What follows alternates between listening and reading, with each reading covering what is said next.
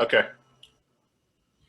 Hey y'all, what's happening? Chinese here, also known as China El Coaston, actress and indie filmmaker. So I'm doing another film reaction Zoom collab with actor, writer, director Shawn Williams. And today we're going to discuss Mo Better Mo Blues. Better. Shawn, what's happening? What's up?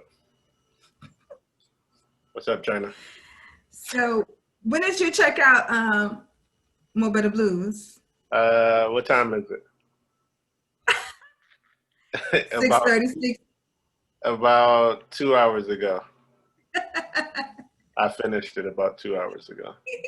So it's mad fresh. Yeah, so the thing with that is I feel like I could check that off my blacklist now because there's no reason that I've never watched that other than probably just being lazy. Yeah, I don't know why I haven't watched it since it came out. You've never seen it? I've seen pieces of it. I've never watched the entire thing though. Oh, okay. Okay. Yeah, I've definitely seen pieces of it, but not large portions. Oh, okay.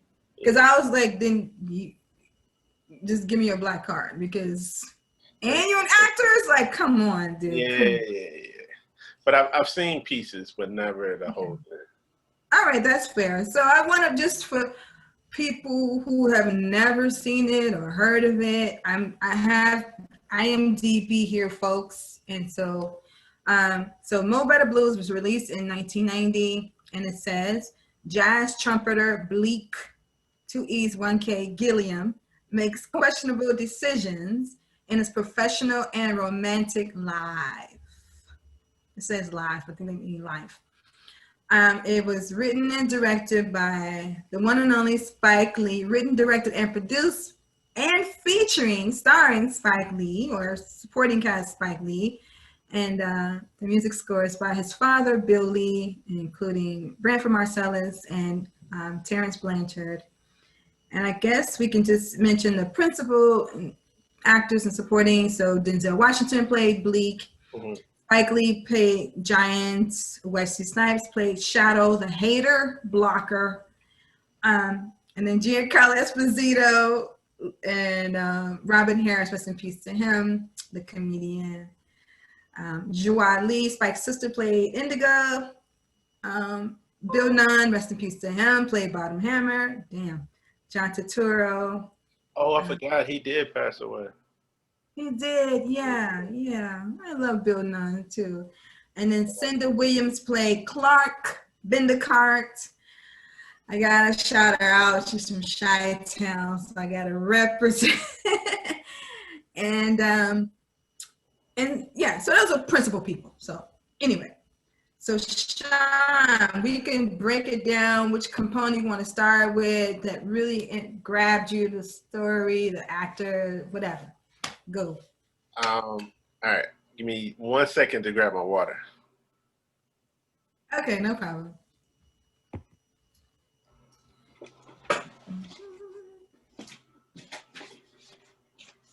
So while he grabs his water, I'll say this. Sam Pollard was the editor of Mo Better Blues. This was really talking about, this is a predominantly black crew and predominantly black cast. So Spike Lee, shout out to his team. But you just got your water, and I have my little water too, actually. Yeah. So you can just talk about what impacted you the most and any component of it. Well, I thought you were gonna go first, but I'll go first. You go first, yeah. So I like the and this has kind of been my thing recently, like when watching films, no matter what the film is, paying close attention to the relationships between the characters for some reason. Okay. I'm not sure why that's become a thing, but like that's what I focus on. So I felt like I really enjoyed the relationships between the characters in this film, just because I thought that they were all realistic in the way that they interacted with each other. Okay. Particularly Shadow and Bleak. Like I like that. While yes, you mentioned that Shadow is a hater. Bleak was well aware that Shadow was a hater, but Yep. yet they still maintain um, uh, a mutual respect for one another and even a friendship. Like we see that later. I didn't think that was going to happen at all. Me neither. Because I definitely didn't remember. If I have seen the ending, I didn't remember that at all. So I just assumed that whatever went down in the movie, Shadow wasn't going to be around. But that wasn't the case. So yeah, I like the relationships. I like the. I think Spike Lee is great at being an artist slash director. Like I feel like all of the elements of filmmaking, he does it in a very creative way. Like light. I mean, obviously he's not setting up the lights, but I'm sure he has a lot of input on that. So like lighting and the costume, even the choice of costume, the colors that they're wearing in different scenes. Like I thought that was dope. Yeah. Any scene in particular that the costumes or the color of the costumes stood out? Whenever they were in the club for me. Oh Yeah. wow. Yeah, Okay. whenever they were in the club, I noticed that. Okay. Not just I'm saying I know your question was about the costumes, but I'm thinking about the lighting when I say in the club. But I feel like the same answer for the costumes as well when they're in the club. Okay. It's so interesting, and when you talked about relationships, I love how the movie opened up on little Bleak. And that little boy was such a good actor.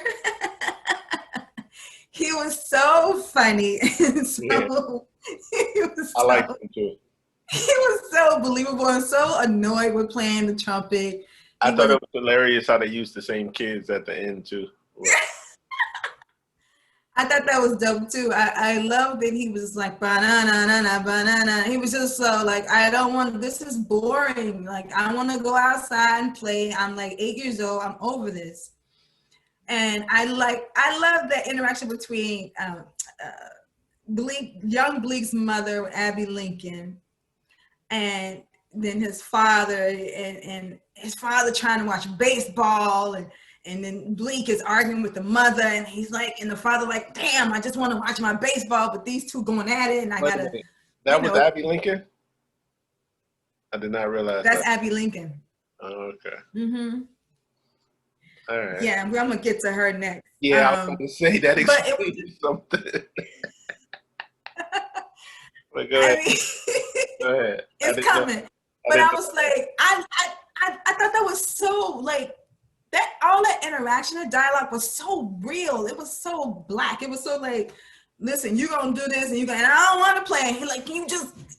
And I remember the one thing he was like, I'm trying to watch my game. He said, well, go look at it. I mean, like, I would never say that as a little girl because I would get slapped in the mouth. But it's funny to see little kids talk like that in movies. Right. But I just love that, and like the little boy almost, that was just so real. Now, Shawn, I'm sorry, people who Abby Lincoln lovers, respect to Abby Lincoln's legacy as a singer-songwriter, actress.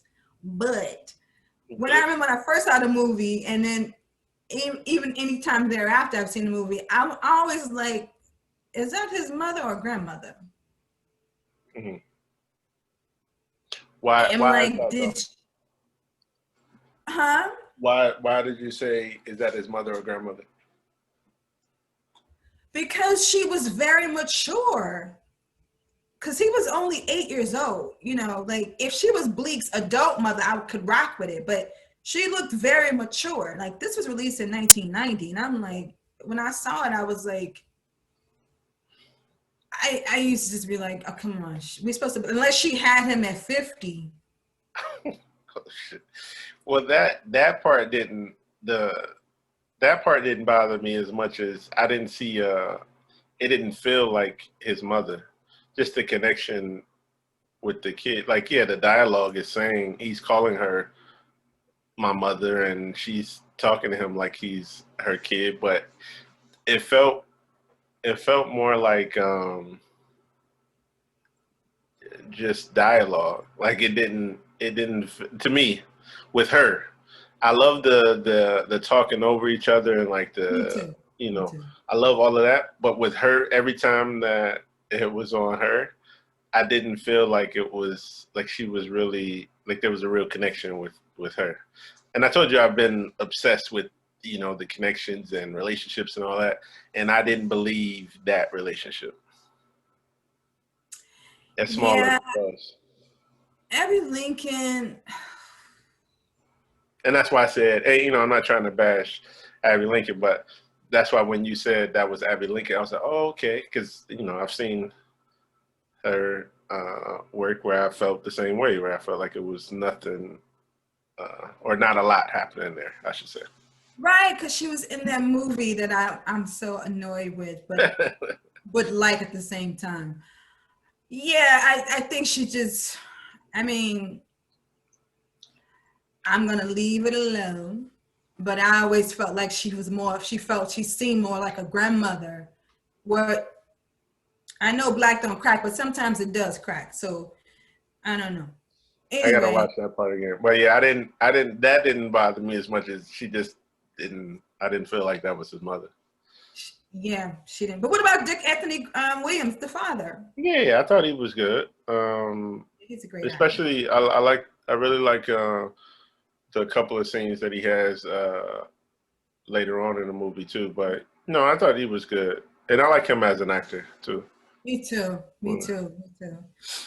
Yeah, I love Dick Anthony Williams. But so moving forward past, I love that scene and the exchange that young Bleak had with his friends outside. Like, oh man, and it's Yeah, just I just thought that was so charming and I so feel like that's cute. also a Spike Lee thing. Like he loves to have kids in the scene and kind of, which I think is Yeah, pretty dope. I Um, think so. yeah, I like Yeah, that. yeah, I love anytime. I love to see kids in films. Period. Especially and those little kids were good actors too. Like Yeah, they it was were. good.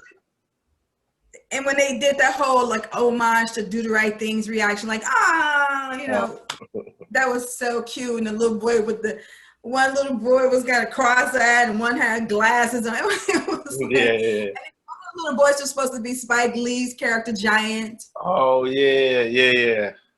I'm trying to Yeah, picture all of the other kids. I can only picture Bud right now. right from the Cosby Show. Yeah, Yeah, so that was really good. So those little boys were such good actors, and I love that exchange. And then she made him get out the window, and he was annoyed with her again. But then the beautiful part, the segue, he went back to playing, saying I still hate it, and then he started playing na na na na na na melodies in my head, and then it dissolves right to Bleak, the adult Bleak, right. playing his instrument at the club. Hmm. And then you see, and I love how Spike Lee out the gate established that Bleak's a really good trumpeter, but that there is some tension between him and Shadow. There's competition but you don't for me, I didn't know it out the gate that was coming. I'm just thinking, when you sometimes they're in the band, like if you played the sax, I played a trumpet, I composed something where so now it's your turn to play this part that I wrote, and I walk up Right, stage right. and get some water. But Spike Lee, and he introduced Spike Lee's character, Giant, and he introduced a conflict that is happening between Bleak and Shadow. And I love the fact that his name is Shadow. And he does all, and so when Bleak, Denzel Washington interacts with Spike Lee's character, Giant, he doesn't say one thing, does he, behind stage? He just listens. When who? Oh, when Giant. Uh-huh. When he's going on and on about, he's a selfish ball player. He's he's like blowing his horn for Oh yeah, hours yeah, on you're right. end, like He doesn't respond to that. Yeah, you're right. He doesn't respond. He just listens. And we don't know who this adult Bleak is yet, but he's real cool. And to me, one of the best moments in this movie, Shawn, which demonstrates Bleak power, at least at that part of the film, is when he walks over and there's two mics, and Shadow was going in his sax, and Bleak walks over into Shadow's mic and plays Burner, and he's just like, fall back. I'm gonna be so bold. I'm gonna play in your microphone so you know to fall back. And then he walked over to his own microphone and continued. I like that part too. But like you said, it had already been set up, so I wasn't shocked or surprised by it, but because what's his name had already set it up that he was trying to take over. Do you think that was an actor choice or written that? Because he could have played in his own microphone really loud. Yeah, but he went to Shadow's mic. I mean, just. I love that choice. I would love to think it was an actor's choice, but I think that was a director's choice. Just the way the block, just thinking of blocking wise, because I just think it was a director's choice. But who knows though? Maybe, it could have been Denzel saying, "Hey, I think this is what will happen." But yeah, I would say it was a director's choice. Yeah, because when I first saw it at the movie, Shawn, I didn't notice it. I didn't notice it until years later. I was like, I think I was paying more attention to like film making at the time when I noticed it. I was like, oh damn, the choice he made to be like, I'm gonna drown you out in your own microphone. I was like, power dynamics. And then we're introduced to how Bleak starts his morning.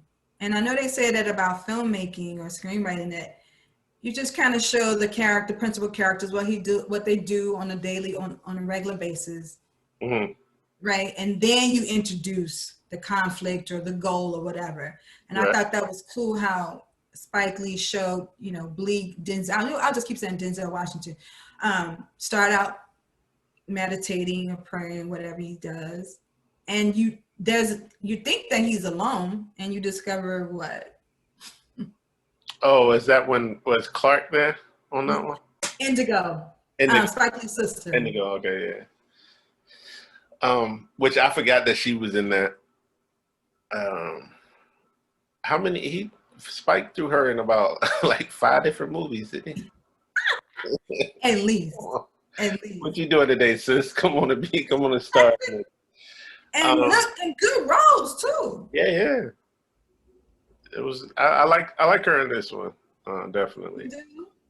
Yeah, I'm trying to remember exactly what she did at the beginning, because I know Clark was messing with him, like disrupting his routine. But what did Indigo do? Indigo didn't disrupt anything. All right, she didn't, right?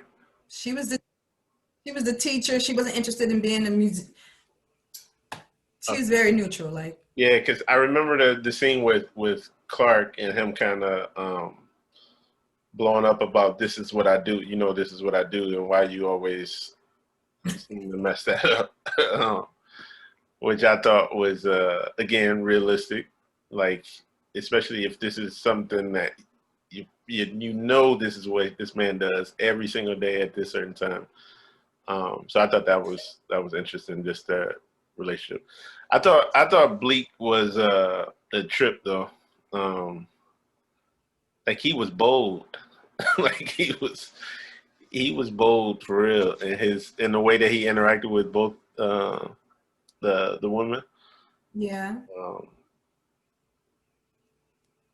But also, so here's a question, and maybe I'm jumping ahead, but the question I have is, how did both of those? I'm just trying to figure out why those two women were introduced so early on, right? We talk about Bleak, like, the father, I think, mentions, I'm not sure who mentions it first, but we get a mention of it early on that Bleak kind of messes around with multiple women, right? Cool. So we understand that the only thing that he really loves, so I get that. That's to contrast The only thing that he truly loves is his music. Got it.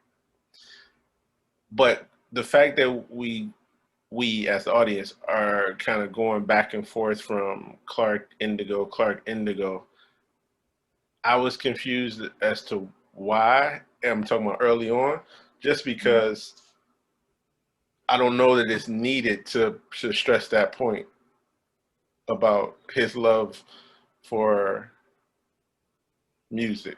You get what I'm trying to say? You mean you don't understand why who stressed it? Why Bleak or why Clark and Indigo stressed it? No. Why Spike chose to show that those two relationships back and forth? Like why we keep saying why we going back and forth from Clark to Indigo, Clark Indigo early on in the movie. I mean, to show his. Well, I would Go ahead. go ahead. No, I already said it. What were you about to say? Okay. Well, I was thinking to me because they were going to be his source of dilemma, because they contributed to his dilemma, to him getting in his head and distracting him from his music. He thought nothing could distract him, not even these two beautiful opposite kind of women. Mm-hmm. But because he was so like, it's about my music and everybody else is secondary, that like came down on his head, you know. And Right. I think to maybe Spike Lee was trying to say he can't juggle all three, or he's not doing a good job of juggling. I love my music, but I still love the company of women, and these two women, out of all the women I guess I date, they're so. I love that he showed that one woman was like, I'm a teacher. I enjoy your music at the crib. I don't want to be a part of your music world in any way outside of listening to your own music.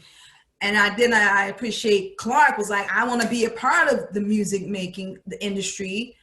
I like being up in the club, and I'm ambitious like you.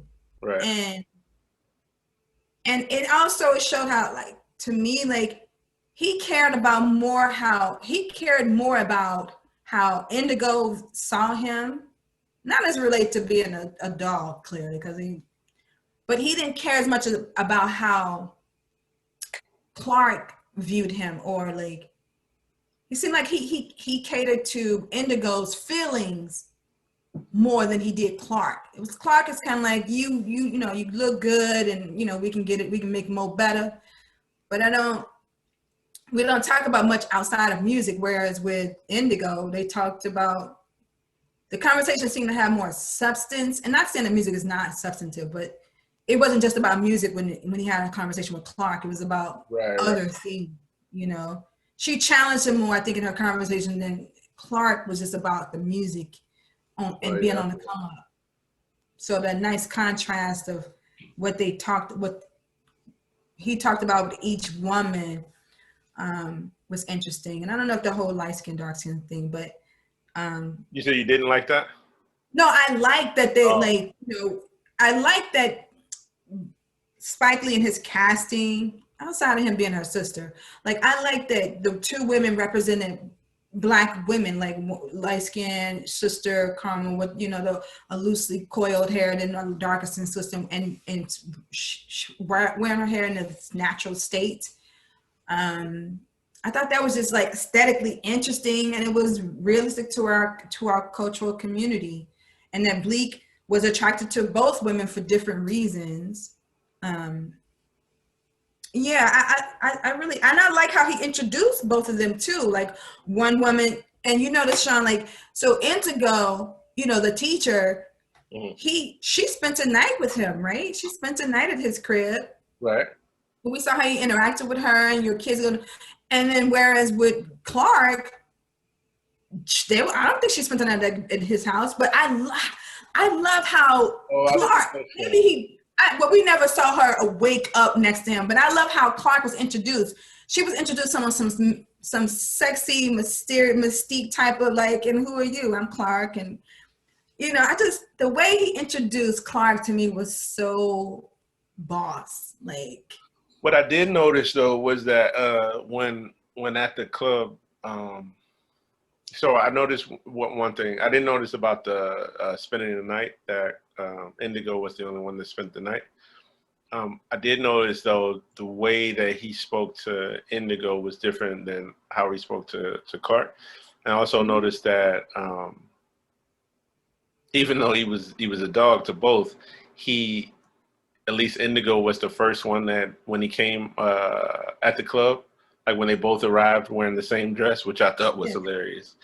Um, he uh, he approached her first, and she See? even makes mention of him being nervous about it. Like she could tell that he was nervous or whatever.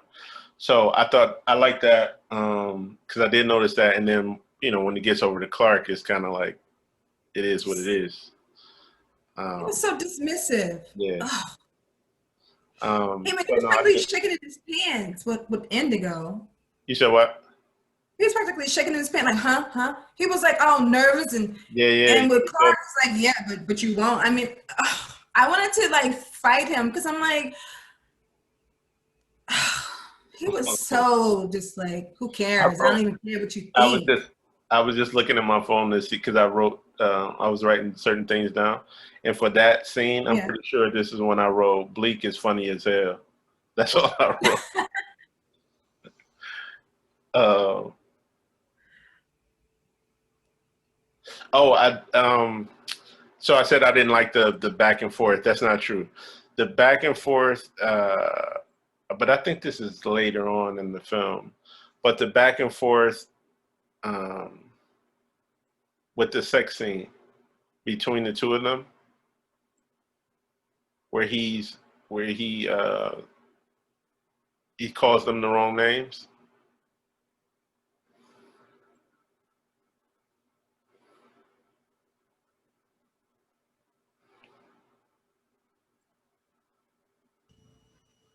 Yeah, I know we froze, but we don't keep it Did you moving. did you hear me though? No, I can hear you now fine. Yeah.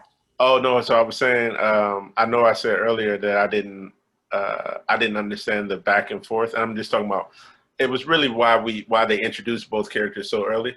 But Mhm. I did like the back and forth sex scene between Clark and Indigo. Just the way that he was calling them the wrong names.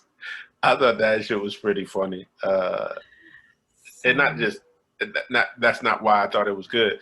I thought it was good because it was funny, but also it was a clever way to show like what's going on with him. Like it's not, they're not as important, um, and his kind of being pulled from either in either direction. So I thought that was cool. yeah, That was I like that. I love that scene too. And also what I noticed too, Shawn, and again, how he interacts with the two women. Clark says, you remember saying that you care? hmm He said, yeah, I do remember saying that. But Indigo said, do you remember saying you love me? He's like, no, I And don't it's remember. and he's like, no, I don't remember saying that. So it's like, again, I think the writing was so specific and so good. I think, honestly, this is my favorite Spike Lee film. I think this is his best outside of Malcolm X. I think this is his best written film and directed. I really do. Yeah. Character, all that stuff, because it's like, she's saying love, she's saying care. We know that's a difference. So, And the father when he says, "Do you love her?" He's talking about Indigo. And he says, "What about?" really? Yeah, yeah. He says, "Do you love her?" Remember when they're playing baseball Yes. and she had just left for class? Oh, yes. He says, "That's." I Yes. think that's the first thing the father says is, "Do you love her?" Yes. Yep, you're But he right. doesn't say. He doesn't say, "Do you love the rest?" He says, "And what about the rest or the others or something?" He says. And Um, he said, I like her too. yeah, yeah. Damn. Okay, I never thought about that. But you're right. He did say love about I Indigo, mean, the the teacher. father said it. Denzel The doesn't say. father. I meant the father. Yeah. He doesn't admit to it, rather, but obviously we see that he does love her later on. Does he? Well, yeah, I was gonna say that's another. So here's my one of my biggest problems with the film, and I want you to explain this to me. Mhm. I feel like there were a lot of different things I enjoyed. There were scenes that I liked. I felt like I was watching. a bunch of great scenes that were pieced together as opposed. I'm not sure I was able to track the through line from beginning to the end. I feel like I was in the first act. Mm-hmm. I could follow where this is going. Then the second act, I could follow where this is going. And then towards the end, I'm not sure I was able to follow anymore. Spike Lee gets tricky in his third acts. One, I felt like This it was gets too much. I felt like it was too much in the third. It was like it was too much happening. It was like we went from. I think we spanned like it was like 3 years that passed, or if not more, like in the third act, right? Because it's a year between him getting beat up and not playing, and then trying to play. trying to play, and then He goes to Indigo, the teacher. yeah, she gets pregnant. Well, he asked her to save his life. We got to talk about that scene. Right. But yeah, she gets pregnant, where she agrees to take him back. They get married. She gets pregnant. They get married. And then let's can we So that's talk 2 about, years. So that's 2 years, right? But that's yeah, 2 years. so it's too much happening. But let's backtrack and go to what you were about to say about the. So so why do we need to see the baby come out the vagina? I think that was just for. I don't know. Okay, I don't know. Okay. I'm like, Spike Lee, I mean, this went from a narrative to a documentary. Like, that was literally a real vagina and a baby. I'm like, okay. I don't know how it's connected to. Anyway, whatever. I was just there's a lot that I just didn't feel like it was just too much happening towards the end. Hold on. Yeah, honestly, for me, like, I'm okay with the third act. Actually, I'm fine with it. It's just that little documentary section where it's like, you gotta see the baby literally come out the vagina. I'm not anti-vagina. That was the only thing that bothered. That was the only thing. I'm not anti-vagina. I clearly have one, but it was so like graphic. I'm like, I remember when I was even at I was like, what is this? What is this? Anyway. Yeah, that didn't bother me. It was just I felt like it was way too much happening. So one part in particular, like I didn't understand how he I guess he doesn't go crazy, but like when he's like laying in the middle of his floor, but it's like surrounded by his albums. Was it albums or trash? Albums and trash. Okay, yeah, it was just like everything was trashed all of a sudden, and that's not who we've ever seen him, right? I understand that he got beat up, and I get where they're going. Like he can't play because he makes the reference earlier, like this is how I make my living. I get it. Don't bite my lips. He said he would die. He said he would die. I get all of that. It was just an extreme moment for me to see him laying there talking to himself and like, I don't know. It was a lot.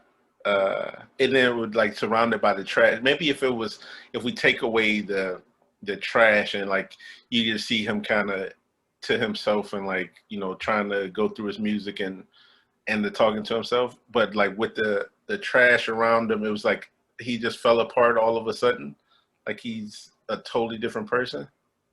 That's what I felt like they were trying to show with that scene, like just with the trash everywhere and him laying in the middle. It was a lot to say. There's a chance he might not play. Like, I told I love that sequence because I think it's similar to what you and I were saying on another conversation, how if we lost, our sight or our hearing, like, and I think for Bleak, that was like losing his sight or hearing in some ways. Like, I mean, that music was, and he established that, well, it was everything to him, right? And so to know that I can't even play the instrument anymore. Like, and not even because I brought it on myself, because my fucking best friend and his gambling problems, it was brought on by my friend, not even by I think you can almost swallow it a little bit more when you brought it on yourself, but because of somebody else. Right. And although they were best friends, it's like, And they could have hit him anywhere, Shawn. They could have hit him in the stomach, in the chest, but they like. I mean, he did use his instrument as a weapon when Samuel Jackson hit him, and he hurt. I just love that. So I'm like, that's right. Use it as a weapon. Which for a quick second, I thought I was about to say, "Oh, this is about to turn into an action film." All of a sudden, he's about to save himself with his, but that didn't happen. But Spike Lee definitely sold that. Spike Lee was selling that dog. I mean, and the music and the Spike Lee sold himself being beat up. He sold that so well. But yeah, I like how Bleak just unraveled. Like his life was just like, I don't give a fuck. I mean, I knew he wasn't crazy, but it was like, because Spike Lee showed how he was so neat. He had such a clean environment. And I understand, just like, I ain't cleaning up shit. I don't care. I don't. No, I definitely get it. I just felt like it all happened so like, because I remember looking at I think I even looked at the how much time was left, and I was like, wait a minute, like this is a lot happening. To know that this is the end. So yeah, a lot for me. But so also let's okay, there's so many things to talk about with this movie, but so Bleak and Shadow. Let's talk about Bleak and Shadow. Okay, so what did you think about how the tension between them like escalated as the movie progressed? Well, one, like I said, I thought, and I didn't even think about the fact that Wesley's name was Shadow. That could be for a number of reasons, because of his complexion or whatever. But for film's sake, just thinking about the fact that he's number 2, so to speak.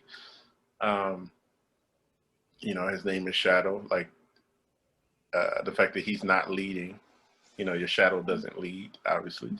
But I thought their relationship was really realistic in the sense that, yeah, we're friends / co-workers, but I still wanna. I believe, and he wasn't like he wasn't quiet about it. Like I like that part, that he wasn't necessarily trying to do anything behind his back other than the thing with Clark. I mean, that was behind his back. But also we know that shit happens too. Like guys do that all the time. They think that they got to mention somebody else in order to get ahead when that ain't the case. But so I like that. I like that Denzel, even though it bothers him to a certain extent, he doesn't let that like throw him off his game. Like he still he doesn't kick him out because of that, right? Yep. He eventually tells him to get out of here, but it's a number of things, but it's pretty much about the music. It has nothing to do with, I think at that point, it doesn't have to do with Clark. No. So I like that. But what was the best part to me in terms of their relationship was when he gets beat up. So first, when you see them escort Midget, yeah. So when they're taking him out of the club, right, you see Shadow is standing there watching, right, and he doesn't like try to stop, or he doesn't question, hey, what's going on? None of that, right? He just stands there. So, but then when you see once Bleak gets involved and Bleak is down, you see Shadow is one of the first people out there and trying to get him up, and he even says, "My friend," like. So I like that, and it wasn't. Me too. And it was something that you don't question either. You're not like, I don't think anyone is looking at that scene going, well, wait a minute, why is he there? Like it was over. Their tension was over music and a woman, and the woman is standing right there. So it's like, you know what I mean? So yeah, I thought that was. I like that part. I love that part too, Shawn. That exchange was really beautiful. I always thought that was one of the most beautiful exchanges I've seen between two men. That you can fight, and I mean, about the old school fight, but at the end, you don't want each other to be killed or anything hurt. not severely hurt like that. So I thought that was dope writing on Spike Lee's behalf. That was really dope. And I agree with that, and I think it was dope writing in the sense that Shadow does succeed, like because in most movies, like the bad guy, which he wasn't a bad guy, he was a hater, but he wasn't a bad guy. Yeah. Like he, most of the time you would see that he's not doing well, and this happened, and he never got his band or whatever. Like he got his band, and he's probably doing better than any of them ever have. So like, and the old girl is still right there. So I thought that was good writing. Now, one thing I gotta say though is shout out to what's her name, the actor that played Clark. Yeah. Clark. Yeah. All right. So I thought you were gonna say her name, but Cinda Williams. Williams. Sorry. So shout out to her. But I just knew by the time we hear her voice that it was gonna be like Whitney. I thought Whitney Houston or somebody was about to start singing. I said, wait a minute. So you mean to tell me? Terrible, Shawn. You're terrible. I said, wait a minute. You meant to tell me we've been watching this for an hour and a half. Her saying that she's a singer, and we never get to see it. And then finally, they give her the platform to sing. Yeah. So that's all I'm going to say about that. But, yeah, I really like the fact that she finally made it.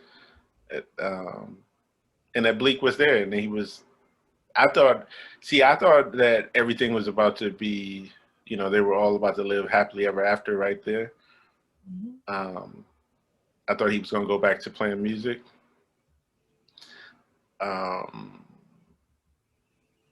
So yeah.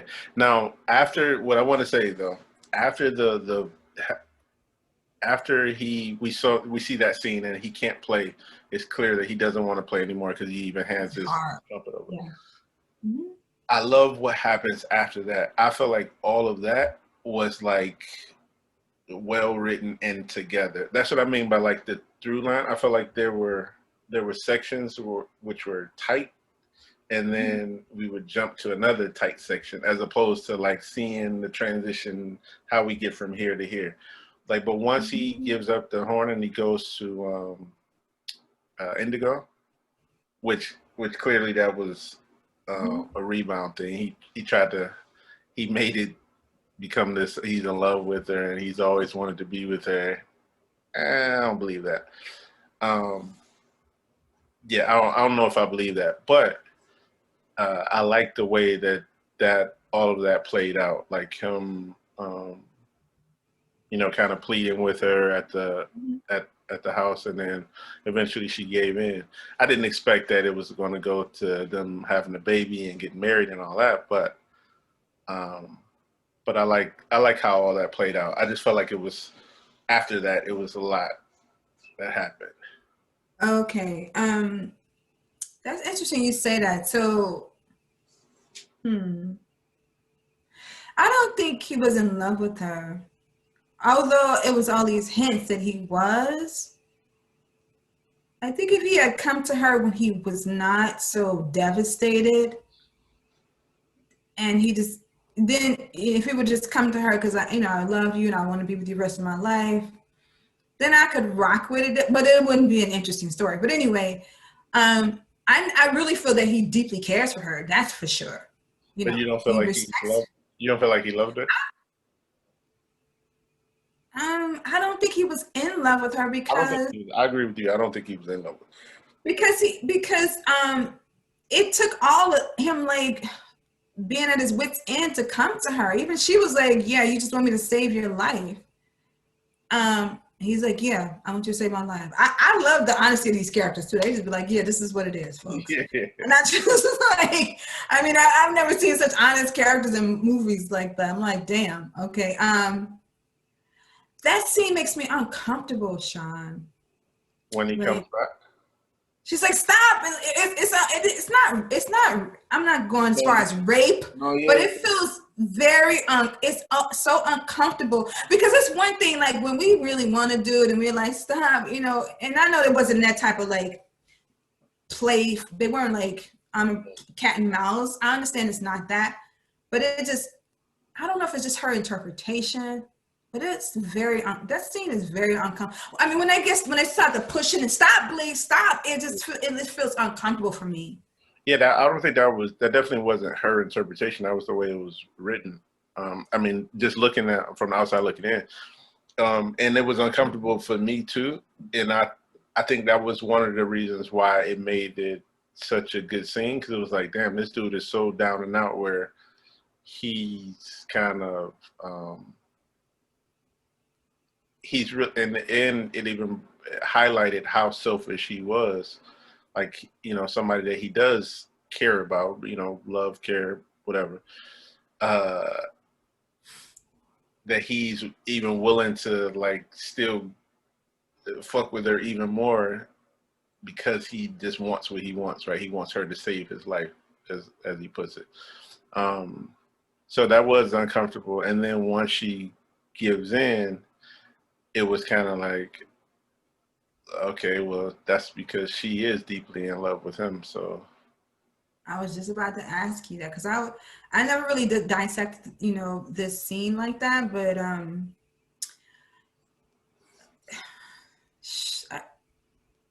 yeah, she was in love with him. She was quiet. She was quiet about her shit, though. You know, Clark was like, "I'm feeling you." I never felt like Clark was in love with him.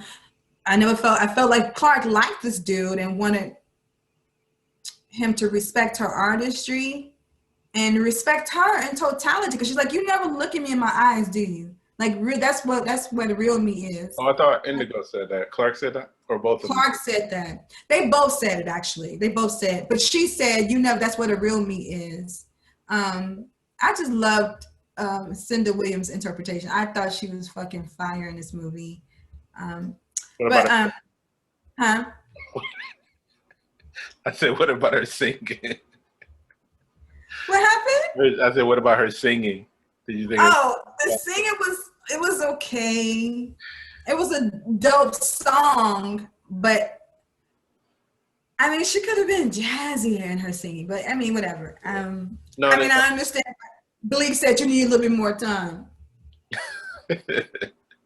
I'm with you, Bleak. He did tell her that. No, yeah, I definitely didn't think Clark was just a gold digger. Like, I didn't think that at all. No. But I don't know if she loved him either. Like, I think it was she liked him a lot, but because of their relationship, like, she didn't allow herself to get caught up, I guess, as much as Indigo did. I'm trying to think. Maybe Bleak was in love with Indigo, because remember when you know, he upped up and called them by each other's name. He was like, "What's your name, Negro?" You know, doggone know, you remember her name. But so after they split, and Spike Lee Giant had to spend the night at Bleak's crib because the guys with gangsters were after him. Yeah. And it's in the quiet of the night when you're alone and you decide, who do I call? So the first person he calls, to me, is the person he loves. He didn't call Clark first. He called Indigo first. Mm-hmm. Of course, she didn't pick up, right? Sitting back in the cut. And then Clark is getting it in with Shadow. Ladies, Shadow. Okay, let me be. When I saw that scene, I'm like, damn, Wesley, come through. Okay, I just had to say that because you got that off your chest. He became a sex symbol. We were like, Bleak, who? Shadow. But anyway, back to the scene, the real meat of the scene. Excuse me. So when he was making love or having sex with Shadow, with Clark, and Bleak calls, and this is clearly 1990 because they got an answer machine, and she's like, he's leaving this old man. You know, I'm just, you know, it was like, and Shadow was like, no, don't disconnect from it. I want to hear him. So it's like, you inside of her, and now you want to hear this man groveling.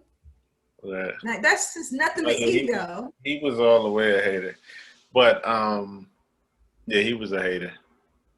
But I also like that scene too, that she didn't get up and do some old corny, oh stop, I want to talk to him. Like she didn't, like she just let it play, and she went back to what she was doing. Um, so yeah, I like that too.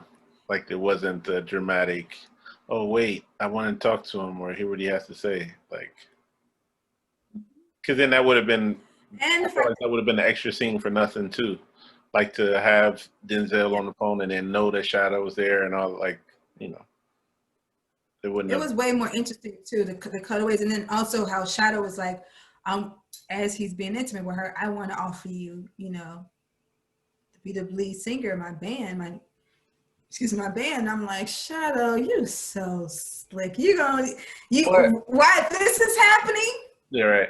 But I thought that so that at first that's what kind of was starting to make me think that she was like an opportunist, but I don't think that was the case at all. And I think he really did like her too. Like I agree. he I wasn't agree. just about the it wasn't just about having sex with her for him. Like it was No, it he was wasn't. trying to, yeah, he was trying to help her as well. He really, and he kept his word. Like, you Uh, know, he was a man of his word. Also, even prior to them being intimate, let's talk about the red dress, Shawn. We cannot have this without discussing the red dress scene in its entirety. uh-huh. So how did it hit you? The start of that scene I mean, to I I thought it was funny for a number of reasons. One, because so the tell the audience what happened. oh, so and it's the scene at the club. Well, one, Indigo has never showed any interest in coming to the club, right? But then Yep. he shows up unannounced, wearing a red dress that apparently was purchased in France. One, was it France? Did he say France? Paris? Yeah. So one trip they, I guess they were probably doing a gig in Paris. Uh, Bleak buys the dress for Indigo, but then in walks Clark wearing the same dress that apparently Bleak bought for Clark. Um, and they don't see each other at first, or we never see them look at each other, but they know that each other Right. are there because Indigo points it out, like she's wearing the same dress. So I like that because I think that was just a detail that it didn't have to be there, but it made it. It showed more of who Bleak was Yes. as a man, and also like he just didn't give a shit almost. Like it was like, oh no, I'll handle it. Like I don't know that I would have come out of the dressing room before the show. Like I would have just waited it out to see who was gonna leave first. At least if one of them leaves, it makes it easier. Um, That's funny, Shawn. but yeah, I mean that's the truth. Like I don't know if I would have came out of it. But no, so I thought that was, and I like the fact that he sat down. Like it was cold, but the fact that he came, it sat down with Indigo first, had his conversation, said whatever he had to say, and then literally got up from her table and walked right over to Clark's table where she knew, where he knew she could still see him. Um, but yeah, but it does go back to that, that conversation that, he had with both of them saying that it is what it is, kind of like. And they were clearly, well, they thought they were cool with it. Right. It's one thing, I guess, to know that this guy I'm involved with is seeing other women, but to see the other woman Yeah, and wearing the same dress. wearing the same dress, Yeah. it's like, okay, it's a lose-lose situation. But and I love how, again, so while Denzel is talking to Indigo, Spike Lee's sister, here comes Shadow. all up in Clark's ear, like Iago, right? She's just all up in her ear, like, black love, that's beautiful. But at some point, you have to think about respect. And if he doesn't respect you, then you don't need him. And because she was in such a good mood, you can tell. He was saying, I mean, everything he said was true, but at the same time, you're talking about another dude, like your boy, supposedly your boy. Right. And yeah, he was definitely telling the truth. And then he had the nerve, he made it worse. He poured salt into her wound by saying, "Oh, and I love you, Jack." I thought he was going to point out, but I like that too, that we never see her look over. Yeah. It's just one of those things where we know, it's like, give us credit, right, as the audience, that we don't have to see everything. We don't have to hear a line from the character to know, okay, she knows that she's over there wearing the same dress, right? Like when he's talking to her about the dress, like Clark knows that woman is sitting over there with that dress on. So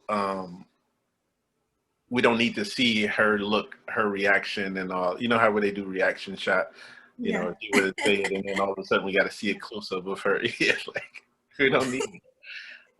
Matter of fact, we just saw it, so we know that they're wearing the same dress. So I like that too. Just not adding extra shots to it from a director standpoint. And even speaking to what you said before about Ma Rainey, you were saying you love to watch the nonverbal communication, right? Yeah. And I thought,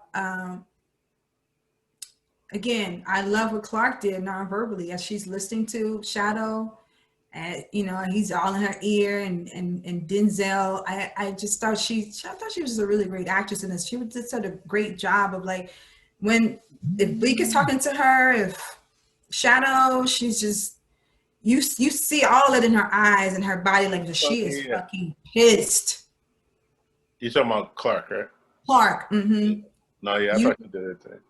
She just was like. Like I said, I liked both women. Yeah, me too. Me too. But just the way that Clark, like, you saw that she was just getting heated and getting hotter and hotter, and she was trying to be cool. And then the fact that Denzel was just so dismissive of her feelings because he invited her. That made it like, it's one thing like, okay, I know that you're seeing other women, fine, but at least pretend that you care about hurting my feelings, and that the lady, he was just like very shrugged shoulder about it, like, but you won't. I mean, I was like, oh, you should fight him. But story wise, you gotta, and this is just a small detail that doesn't really matter, but it's something that I caught. And I told you this is pretty much my first time watching it. Yes. But at the end, when we see Midget. Giant. I'll keep calling. I even wrote it in my phone. I think it's because Charlie Murphy. Charlie Murphy calls him Midget, but in my notes I have Midget. Like, I'm like, why does Midget? That's hilarious. With Midget, yeah, Giant. That's funny. So when Giant, we see Giant, with the cast on his arm. Did you notice he has a cast? So does that mean that he's still gambling? This is 2 years later after that. He's not, there's no way this man has a cast on from. Remember, he has a cast on. So is he gambling again? He said he had stopped. He hadn't been gambling, right? Yeah, but where is he getting beat up from? Like, why is he wearing a cast? No, you're right. I think I believe that he would still have a cane though, because we don't know how. Cane makes sense because I understand. No, but you're right about the cast though. You're right. He wouldn't have a cast on. That timeline, you're right. I never caught that. Good catch. Yeah, because when I saw it, I was like, oh shit, are they trying to say that? I mean, nobody caught that. Yeah, it doesn't, time-wise, it doesn't make sense that he would. Kane, yes, I get it. because his legs are forever, you know, hip, whatever. But a cast, like you have to take a cast off after, you know, so many months. That's true. Like you wouldn't. Yeah, that's true. That's a But good point. Very good point. that was just one thing I was thinking about for him. But. So ultimately, like, what do you think Spike Lee was trying to say in this film about the Bleak character? Or I guess about music or any passion that one has. I think it was definitely about I mean, you know, it's kind of, they spell it out about, it was about love, but I don't think it was about love and person to person love. I think it was about what you just said, like your love for whatever it is that you want to do. And then I still don't know what he was trying to say, but I do know that for Bleak, his love, the love for music was taken away from him. And then he found the love that had always been there, right? The person-to-person love that had always been there, but he was avoiding. And then he got that, and then the love for music was given back to him with his son.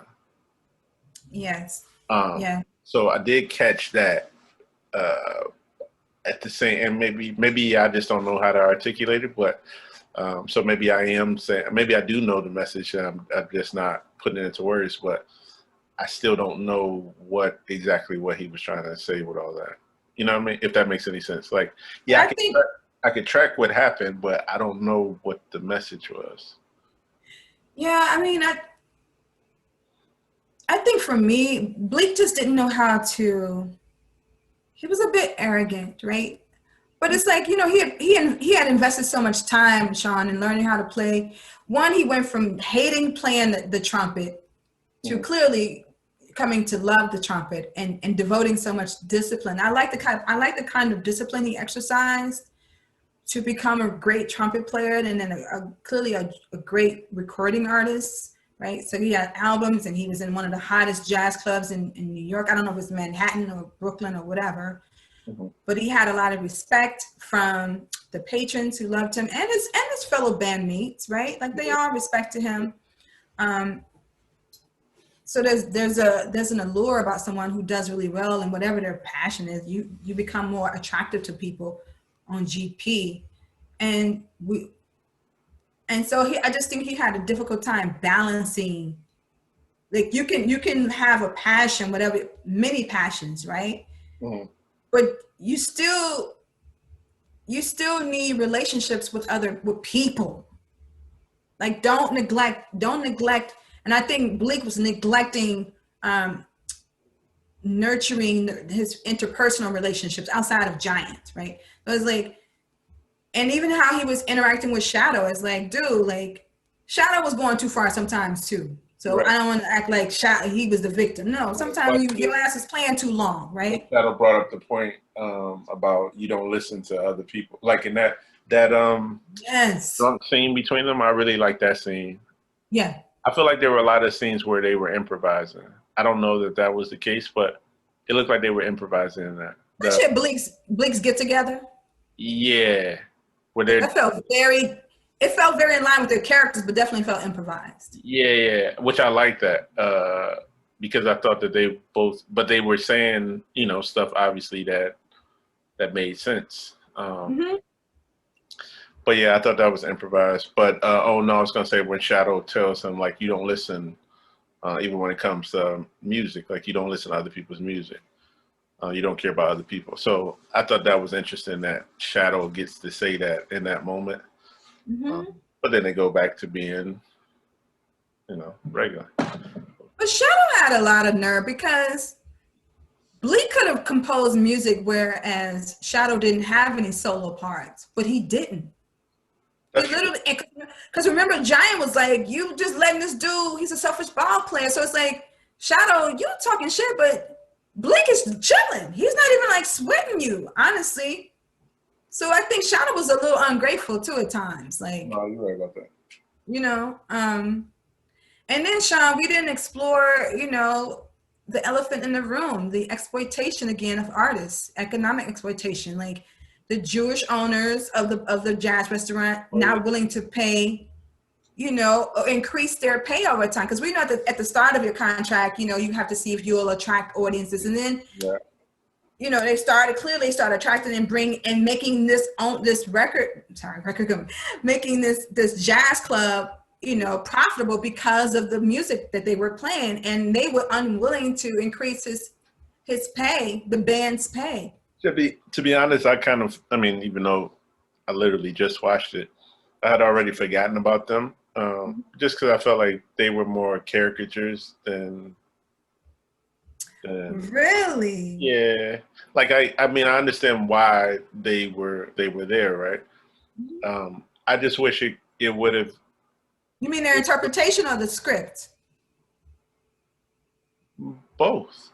I mean, I feel like, you know, because somebody had to give them. They walk in with their interpretation, but somebody had to say, okay, yeah, go with that. Like, you know what I mean? Somebody had to say, yeah, you could go. I just felt like it was too. It was too much of a caricature for me to feel like they were doing anything wrong. Like I never looked at their scene, like I never got uncomfortable with their scene, right? Whereas in Ma Rainey, like, you know, those scenes make you uncomfortable. Oh, okay. And, like, you know, because they made it humorous. It was kind of. Yeah, that's what I'm saying. Like I just felt like that's why I felt like it was a caricature, because even if they were playing it where, you know, playing it funny, where they had jokes here and there or whatever. Not what's the guy with the glasses, the slim guy? That was John Turturro. Yeah. So not him so much, but the other guy. Oh, his brother, Nicholas. Yeah, like the voice and everything. Oh, okay. Just, for me, it was just like, okay, this is supposed to be the comic relief scene, but it didn't do much for me. So whenever they were off camera, I wasn't thinking about them anymore. Okay. Like to the point where seriously, to the point where even when they would mention, every time they said Mo and Josh, I had to remember who the hell Mo and Josh were. I was like, oh, that's a couple. Yeah, so, and what were your thoughts about how Bleek had to finally break down and say, I got to fire you. I know you're my best friend, but you're not doing it. I mean, I thought that was supposed to have been happening. But, yeah, I like that scene. I thought that was, and I thought it was short enough where it didn't, like, they didn't make it drawn out. Like I said, you know, I think it was clear that was supposed to happen a long time ago. I thought that's. Go ahead. No, I was just gonna say I liked that they kept it short. It wasn't like some big thing. He didn't react to it. It was just like, damn, man, you gonna fire me? Yeah. And that was it. It was like, yeah. Yeah, I like too how Spike Lee as Giant was like. I just really like these characters. How even when like Giants. Bleek said you can spend the night at my house as long as you need because we're just best friends. Even though you're not my manager anymore, we're still friends, right? And I love those relationships that Spike Lee established in this. But I love too how Spike Lee was like, your ass is wrong for how you treated Clark and Indigo. Period. Oh yeah. Like how you handled that wasn't cool. And I'm since we're just friends, we are friends. I'm gonna call you out and I'm gonna tell you. And I thought that was I just like the relationships, like you were saying. I really like the relationships that Spike Lee penned in this film. Like they were such honest characters.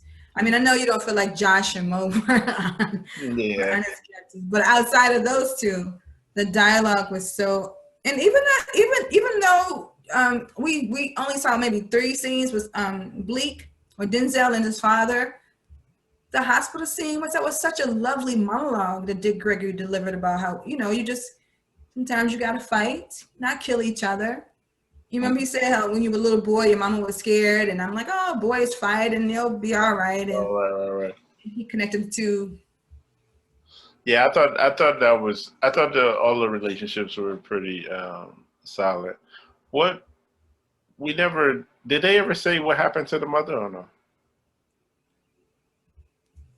Did she just disappear? Like They never did a say. little sister on My assumption is she passed away right. because she was already like 70, right? It was right there. It was right there. Charlie was Well, right. she already had 15 years on the father, right? I'm talking about the character, folks. That's but my assumption was she passed away. Clearly. Yeah, she passed away, and it didn't bother me because I just wasn't a fan. Yeah, I just didn't know if it was something I missed. Yeah, I loved her dialogue though, because I'm like, that's your mother. They just, when you're a kid, they just get on your nerve, and you just want to be like, shut up already. So that was just really great. But so, and the one thing we did not talk about is, or two things, the cinematography and the music. It's Mo Better Blues, jazz trumpeter. Let's talk about the music score. How did the music score impact you, Shawn? Oh, well, I really enjoyed the music, and I even wrote in all caps, Mo Better.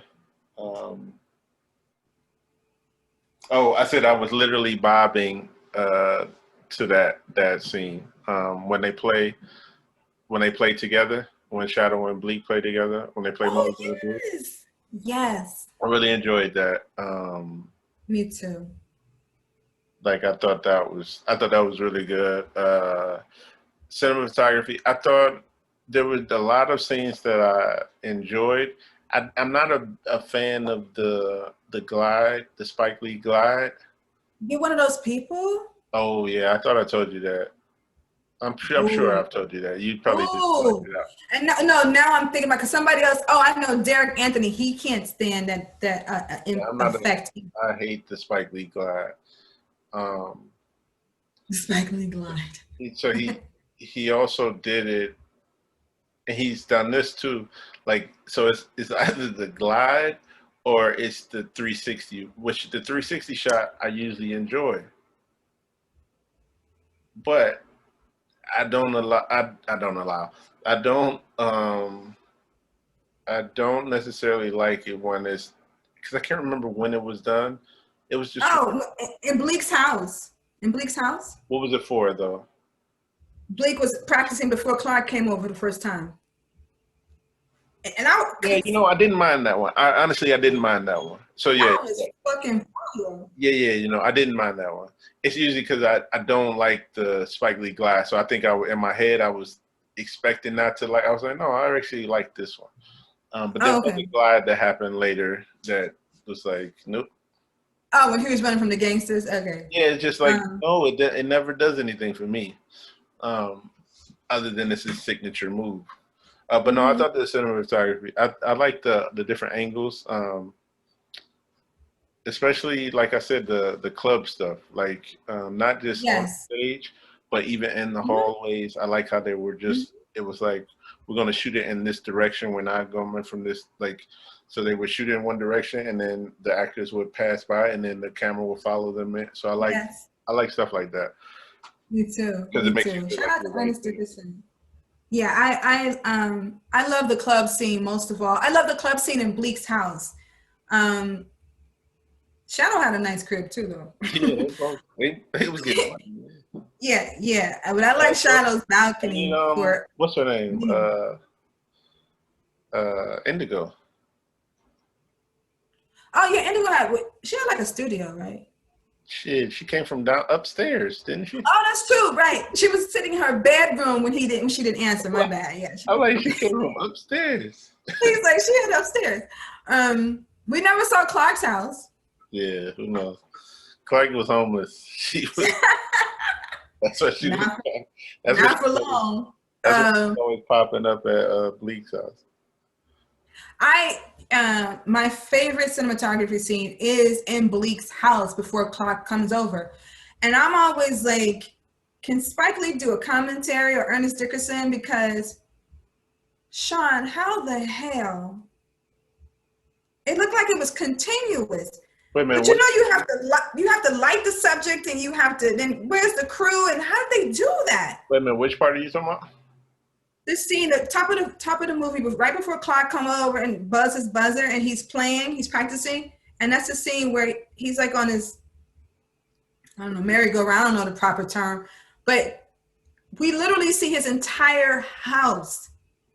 But I'm like, where's the crew? Where's the lighting? How did they accomplish it from up top? Yeah, they usually do it up top, and then crew-wise, everybody has to get out except for the camera operator, obviously. Or camera operators. But yeah, that's just done where, and if anybody that's still in the room is just tracking with the camera operator. So yeah, that's it. There was no like cutaways to once they get to this side of the room. It was like literally. Yeah, the lighting. So lighting wise for that is any lighting that they bring in is up top. And they kept it pretty dim. And then she just broke it up.